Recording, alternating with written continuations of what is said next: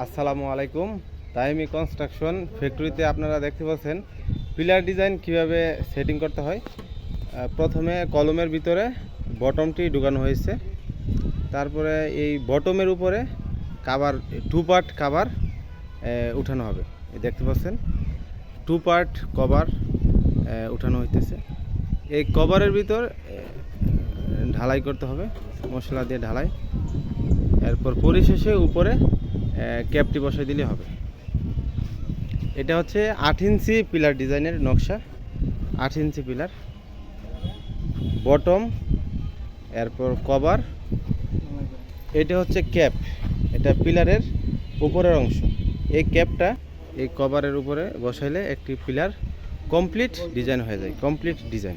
এবং এখানে দেখতে পাচ্ছেন এগুলি হচ্ছে কভারের কালেকশন, পিলারের মাঝখানের অংশ।